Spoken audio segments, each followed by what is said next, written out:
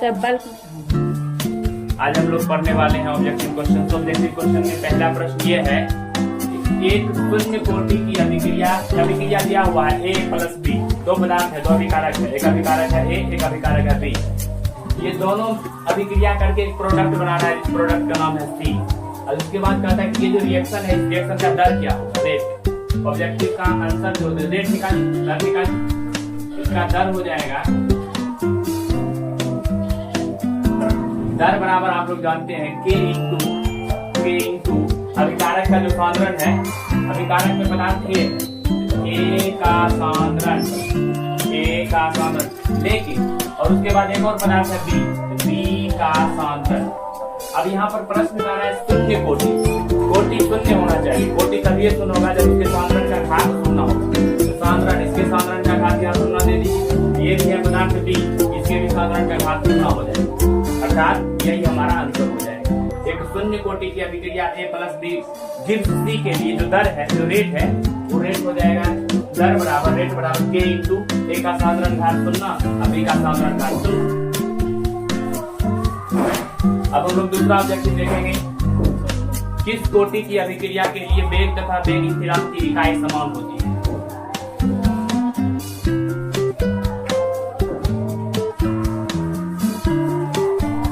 किस कोटि की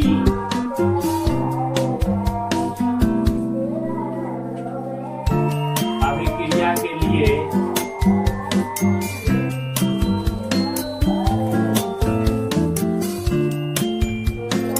वेग तथा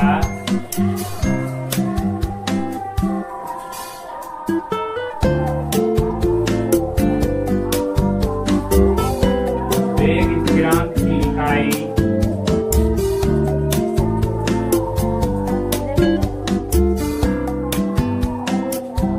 समान होती है। प्रश्न है कि ऐसा कौन सा किस कोटि का अभिक्रिया है जिसमें जो वेग होता है और उसका जो वेग स्थिरांक होता है वो दोनों समान होता है। जैसे इसका हम लोग हल देखेंगे, जैसे हम मान लेते हैं शून्य कोटि, हम मान सकते शून्य कोटि, शून्य में नहीं होगा हम लोग जाएंगे प्रथम कोटि में, प्रथम में नहीं हो जाएगा हम लोग जाएंगे द्वितीय कोटि में, प्रथम में नहीं होगा हम लोग जाएंगे द्वितीय कोटि में, द्वितीय में नहीं होगा तृतीय में जाएंगे। पहले शून्य में चेक करो,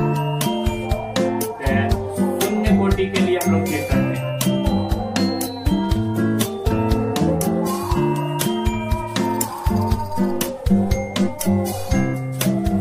शून्य कोटि के लिए जो हम लोग जानते हैं वेग, यहाँ लिखा हुआ है वेग, तो वेग बराबर जो वेग कहिए या इसी को आप रेट कह सकते हैं, दर कह सकते हैं। दर बराबर आप दर बराबर यहाँ चेक कीजिए, माइनस में D बट्टा dt, उसके बाद यहाँ जो आपका अभिकारक आएगा, अभिकारक रिएक्टेंट का सांद्रण, रिएक्टेंट अभिकारक का सांद्रण जब भी निकालते हैं तो उसका साइन माइनस में हो जाता है। इसका इकाई पूछ रहा है, यहाँ देखिए इकाई पूछ रहा है, इसका मतलब मात्रक पूछ रहा है, निकालिए मात्रक। ऊपर में सांद्रण है, सांद्रण ऊपर में देखिए सांद्रण है, सांद्रण का सबसे प्रमुख चीज होता है मोलरता और इसका मात्रक होता है मोल प्रति लीटर। नीचा में समय है, समय का मात्रक होता है सेकेंड, अर्थात फाइनली इसका आ जाएगा मोल प्रति लीटर। ये सेकेंड पर पावर 1 है, ये ऊपर चल जाएगा, ये हो जाएगा सेकेंड पर पावर माइनस, ये हो गया इसका मात्रक। अब निकाल दिए तो हुआ वेग का, ये हुआ वेग का। अब हम लोग निकालेंगे वेग स्थिरांक, अब लोग निकालेंगे वेग स्थिरांक।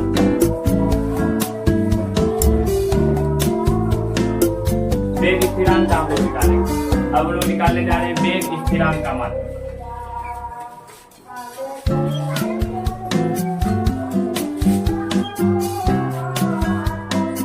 वेग स्थिरांक जब निकालिएगा तो वेग स्थिरांक में ये शून्य कोटि अभिक्रिया के लिए, शून्य कोटि अभिक्रिया के लिए जो वेग स्थिरांक होता है, जो क्या होता है, वो होता है आपका सूत्र A, इसका घात 0 माइनस A का सांद्रण बट्टा K। इस प्रकार का इसका सूत्र होता है, इस प्रकार का इसका सूत्र होता है, सॉरी बट्टा यहाँ C आएगा। अब यहाँ से निकालिए तो फॉर्मूला, निकालिए इसका इकाई, ऊपर में सांद्रण में से सांद्रण घटाइएगा तो ऊपर में सांद्रण ही बचेगा। फिर सांद्रण में से सांद्रण घटाइएगा, सांद्रण ही रहेगा। सांद्रण का मात्रक वही मोल प्रति लीटर बट्टा टी समय, समय का सेकंड, इसका भी हो जाएगा। ऊपर में है मोल प्रति लीटर, नीचे सेकंड 1 है, ऊपर जाएगा सेकंड -1 बन जाएगा। अब आप यहाँ से कल्पना कीजिए ये मात्रक और ये मात्रक, दोनों मात्रक सेम टू सेम। जब सेम टू सेम होता है तो इसमें आता है शून्य कोटि, शून्य कोटि में आता है। इस ऑब्जेक्टिव का जो आंसर आएगा वो आएगा शून्य कोटि। क्यों? क्योंकि शून्य कोटि के लिए जो वेग है उसका मात्रक और जो वेग स्थिरांक है उसका मात्रक बिल्कुल एक समान है। यहाँ मोल, यहाँ भी मोल, यहाँ प्रति लीटर, यहाँ भी प्रति लीटर, यहाँ प्रति सेकेंड, यहाँ भी प्रति सेकेंड समान। अब अगला क्वेश्चन चलेंगे, इससे भी अगला क्वेश्चन चलेंगे, तीसरा प्रश्न पर चलेंगे।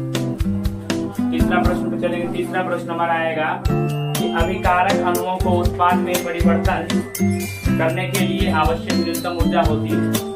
अभिकारक अणुओं को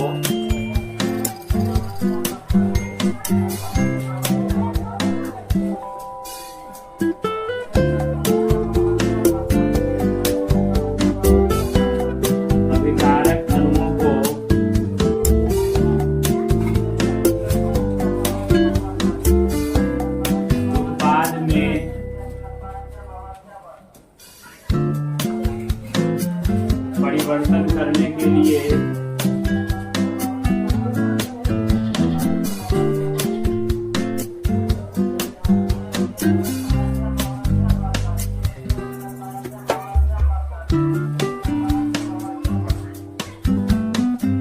आवश्यक ऊर्जा है। देखिए, अगर कोई भी अभिकारक के अणु है, अभिकारक है, अभिक्रिया हो रहा है, अपना उत्पाद अभी नहीं बन पा रहा है, उत्पाद नहीं बन पा रहा है, तो उसको उत्पाद बनाने के लिए हम जितना ऊर्जा बाहरी ऊर्जा देते हैं उसी बाहरी ऊर्जा को कहते हैं एक्टिवेशन एनर्जी या सक्रियण ऊर्जा। उसी ऊर्जा को हम लोग कहते हैं सक्रियण ऊर्जा, एक्टिवेशन एनर्जी। या अभिकारक अणुओं को उत्पाद में परिवर्तन करने के लिए जो आवश्यक हम ऊर्जा देते हैं, इसी ऊर्जा को तो हमारा आंसर आएगा सक्रियण ऊर्जा। इसी ऊर्जा को तो हम कहते हैं सक्रियण ऊर्जा।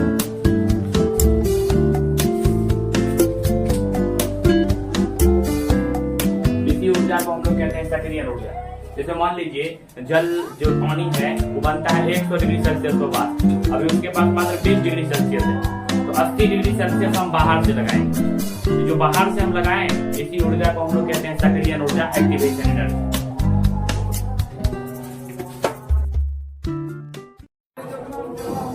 किसी रासायनिक अभिक्रिया 2O3 की 3O2 निम्न प्रकार से होती है, निम्न प्रकार से होती है,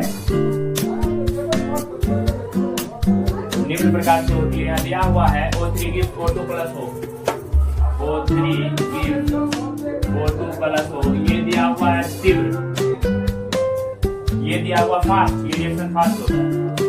उसके बाद O plus O3, O plus O3 gives 2O2 plus O, 2O2 plus O।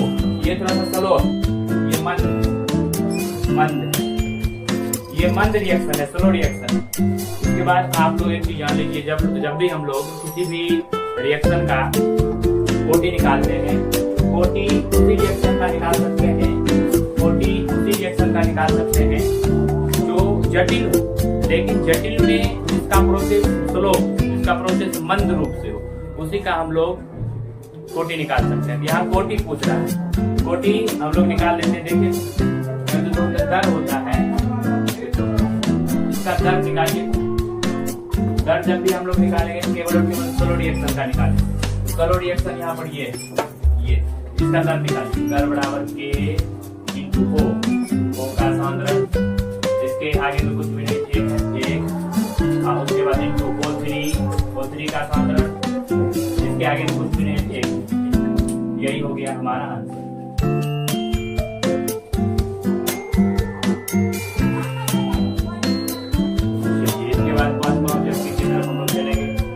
Objective है कि किसी रासायनिक अभिक्रिया की दर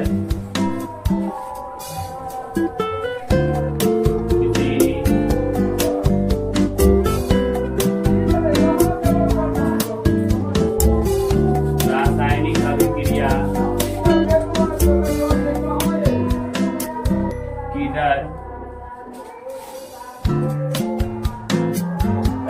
रासायनिक अभिक्रिया हो रहा है तो उसका जो होने का स्पीड है उस समय के साथ घट जाएगा। यदि आपका कोई रिएक्शन फास्ट हो रहा है तो धीरे धीरे वो नया नया उत्पाद बनाएगा और नया नया उत्पाद की मात्रा ज्यों बढ़ते चल जाएगा, इधर स्पीड हमारा घटते चल जाएगा।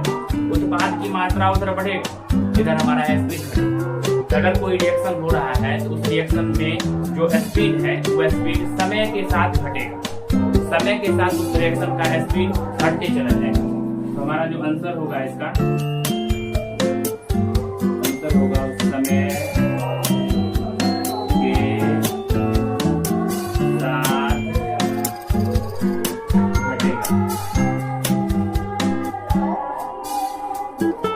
छठा ऑब्जेक्टिव हमारा आएगा कि एक रासायनिक अभिक्रिया के वेग समीकरण के निम्नलिखित रूप से निरूपित किया जाता है।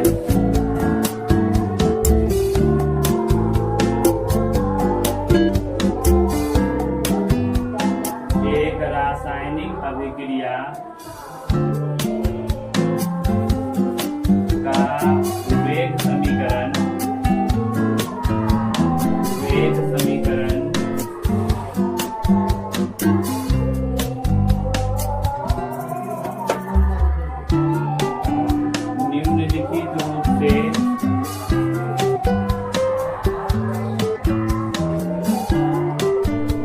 किया जाता है।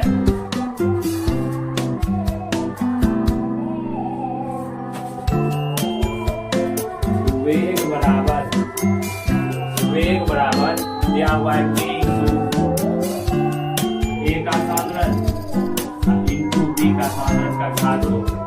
ये दिया हुआ है, वेग बराबर दिया हुआ है। यदि a के सांद्रण को स्थिर रखकर b का सांद्रण से गुणा कर दिया जाए,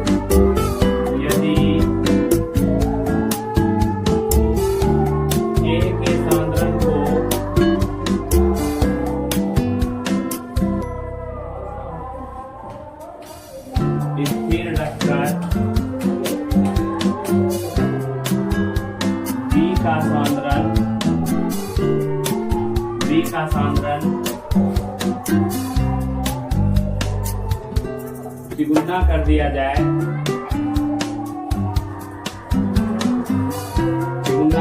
जाए, तब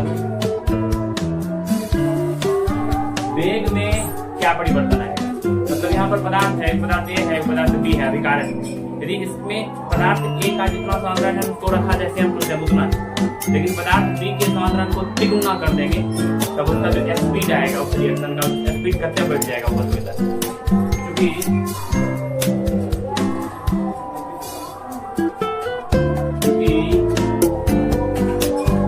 वेग बराबर यहाँ दिया हुआ है, वेग बराबर k इंटू a का सांद्रण इंटू b का घात 2। देखिए तो वेग बराबर k इंटू a, इसको अस्थिर रखना है, a को a ही रख दीजिएगा, a को अस्थिर रखना है, b अब b 3 गुना हो जाएगा, हो जाएगा 3b या घात 2। तो वेग बराबर k इंटू a का सांद्रण इंटू 3 का स्क्वायर 9 इंटू b का जो सांद्रण है उस सांद्रण का घात 2 ही रहेगा, ये 9 आगे चला है। वेग बराबर 9 इंटू k इंटू a का सांद्रण इंटू b का सांद्रण घात 2, अर्थात क्या गुना हो गया, 9 गुना हो गया।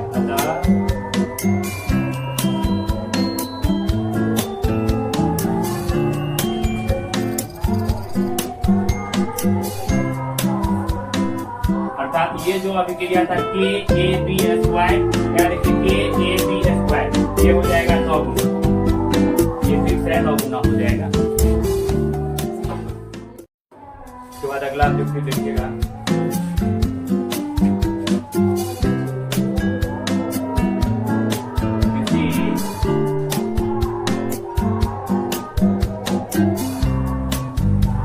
रासायनिक अभिक्रिया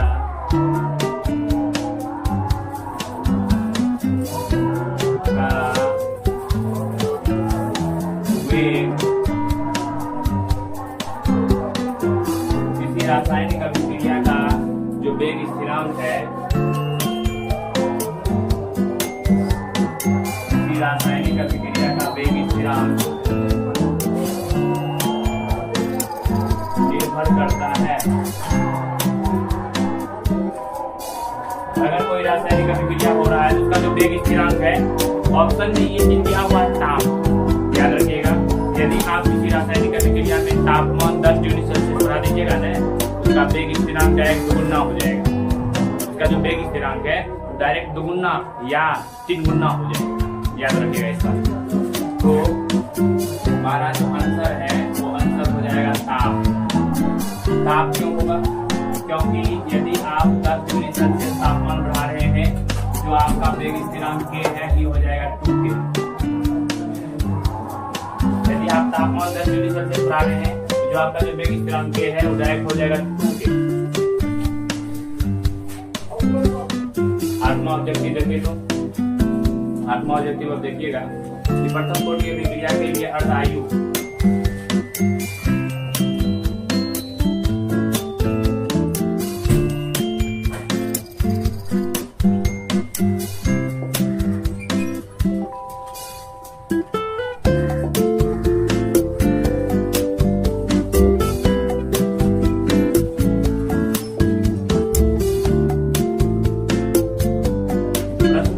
प्रथम कोटि की अभिक्रिया है, उसका जो अर्धायु होता है वो किस चीज पर निर्भर नहीं करता है। प्रथम कोटि की जो अभिक्रिया है उसका अर्धायु अभिकारक के प्रारंभिक सांद्रता पर निर्भर नहीं करता है। क्यों? क्योंकि अर्धायु का फॉर्मूला होता है, अर्धायु का क्योंकि अर्धायु मतलब t हाफ बराबर 0.693 बटा k। यहाँ जो ये अर्धायु है, ये अर्धायु सांद्रता, इसमें देखिए इसके सूत्र में कहते हैं सांद्रता नहीं, जो अर्धायु है ये अर्धायु सांद्रता पर निर्भर बिल्कुल नहीं करता है। वेग स्थिरांक पर निर्भर करता है, के वेग स्थिरांक है इस पर निर्भर करता है, लेकिन सांद्रता पर निर्भर नहीं करता। जो हमारा आंसर आएगा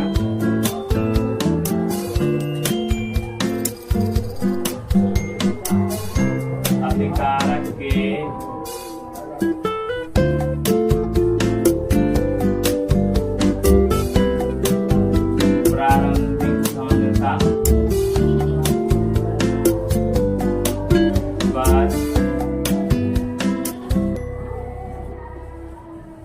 निर्भर नहीं करता है।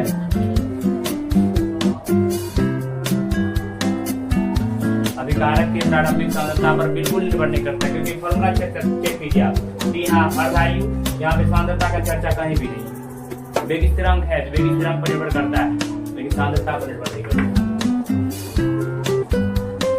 नंबर क्वेश्चन हमारा आएगा रासायनिक अभिक्रिया का वेग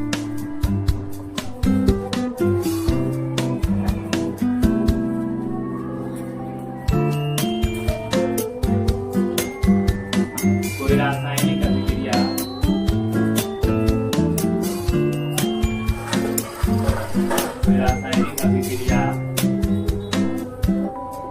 का वेग, रासायनिक अभिक्रिया का वेग, रासायनिक अभिक्रिया का वेग जो होता है, रासायनिक अभिक्रिया दिया हुआ है A + B gives C के निम्नलिखित में से किसके द्वारा निरूपित किया जाता है?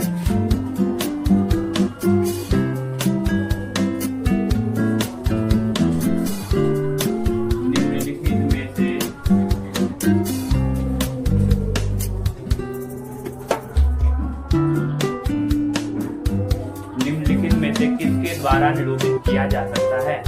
निम्नलिखित में से किसके द्वारा निरूपित किया जा सकता है? देखिए वेग दिया हुआ है,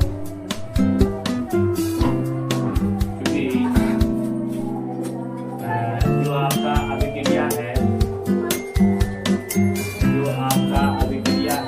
जो आपका रिएक्शन है 2A + B gives C।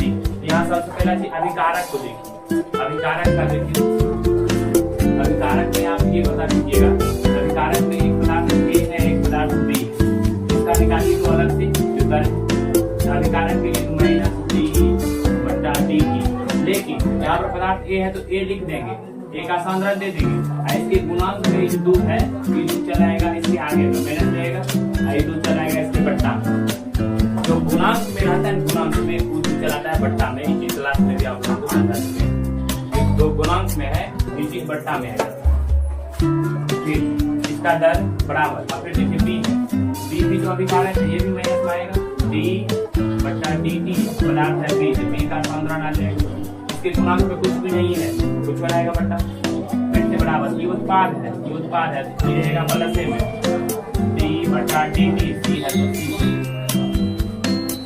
Option number A में, ऑप्शन नंबर ए में ये चीज दिया हुआ, ऑप्शन नंबर बी में ये भी दिया हुआ, ऑप्शन नंबर सी में ये भी दिया हुआ। कहता क्या किसी रासायनिक अभिक्रिया में ऑप्शन नंबर ए ये सही हो सकता है, इस रासायनिक अभिक्रिया में क्या ये सही हो सकता है, इसी रासायनिक अभिक्रिया में क्या ये सही हो सकता है। आज चौथा नंबर ऑप्शन है इनमें से सभी, इनमें से सभी में टिक मारिए। क्यों? क्योंकि ऑप्शन नंबर ये भी सही है, ऑप्शन नंबर बी ये भी सही है, ऑप्शन नंबर सी ये भी सही है। नियम से अपना मन से नहीं, इस नियम से।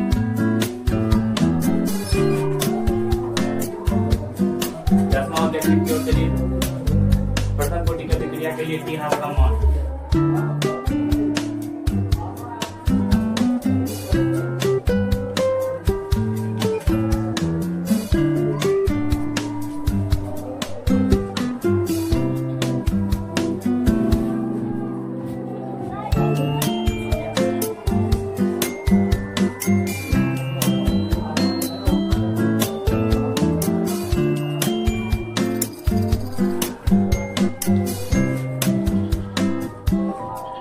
प्रथम कोटि की अभिक्रिया होती है, जो फर्स्ट ऑर्डर ऑफ रिएक्शन होती है, उसके लिए टी हाफ अर्धआयुकाल का मान 0.693 बटा k होता है। टी हाफ अर्धआयुकाल बराबर 0.693 बटा k, टी हाफ बराबर 0.693 बटा k। इसका प्रूविंग क्लास में बहुत अच्छी तरीका से किया हुआ है, इसका प्रूविंग बहुत अच्छी तरीका से किया हुआ, साबित किया हुआ है। 11वां नंबर हम लोग आएंगे शून्य कोटि अभिक्रिया के लिए।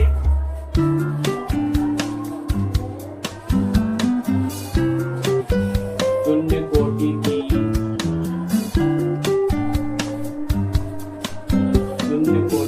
अभिक्रिया के लिए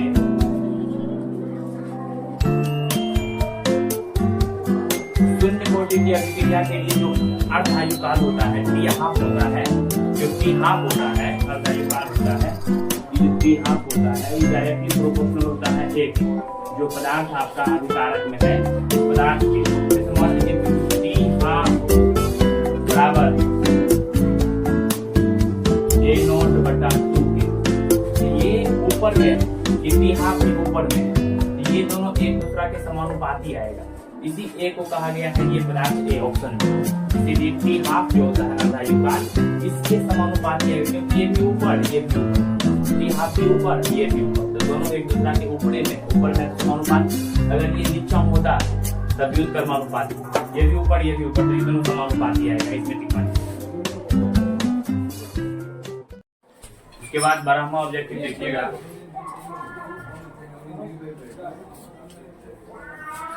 जल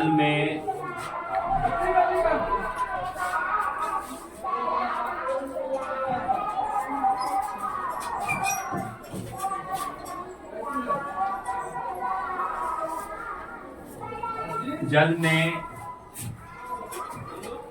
सूर्य प्रकाश के कारण जो रिएक्शन होता है, सूर्य प्रकाश के कारण जो रिएक्शन होता है, उस रिएक्शन में जो अभिक्रिया की कोटि है वो क्या होगा।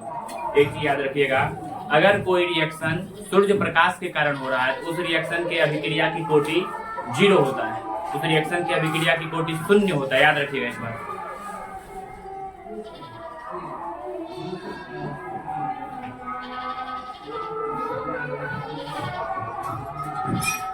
उसके बाद अगला 13वां ऑब्जेक्टिव देखिएगा, किसी अभिक्रिया का वेग निम्नांकित प्रकार से व्यक्त होता है।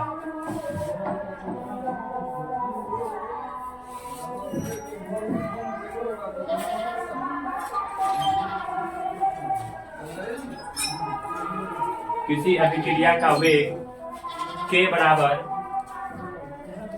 किसी अभिक्रिया का वेग बराबर k इंटू a का साधारण घात 2 इंटू b का साधारण घात कुछ भी नहीं 1।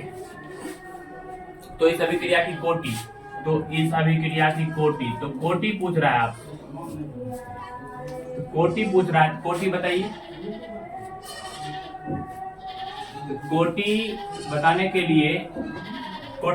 लिए जो घात है उसको जोड़ दीजिए, इसका घात है 2 और इसका घात कुछ नहीं 1, तो 2 प्लस 1 बराबर करते हैं 3। 14वां ऑब्जेक्टिव देखिए तो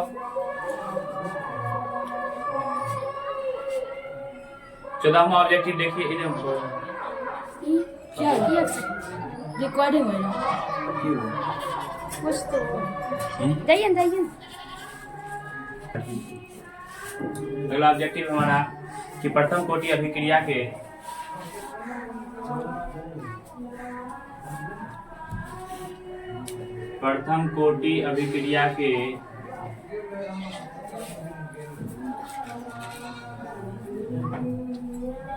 (99.9% पूर्ण होने में लगा समय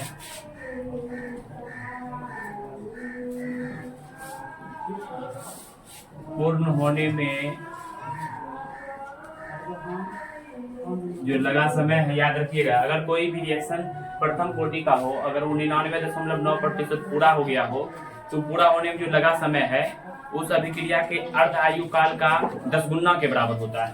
अर्थात यह जो समय है, यह समय इस रिएक्शन के अर्ध आयु के 10 गुना के बराबर होगा। अर्थात यह जो रिएक्शन है, इस रिएक्शन जो समय लगा, इस समय बराबर इस रिएक्शन का जो अर्ध आयु है उसको 10 से गुना कीजिएगा, तब जाकर के इस समय पूरेगा। 15वां ऑब्जेक्टिव देखिएगा। 15वां ऑब्जेक्टिव क्या है हमारे प्रश्न में? शून्य कोटि अभिक्रिया में जो वेग स्थिरांक है उसका क्या मात्रक होता है?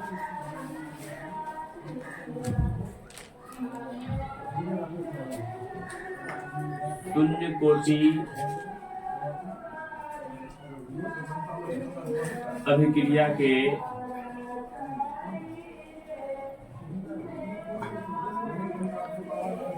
वेग स्थिरांक का मात्रक।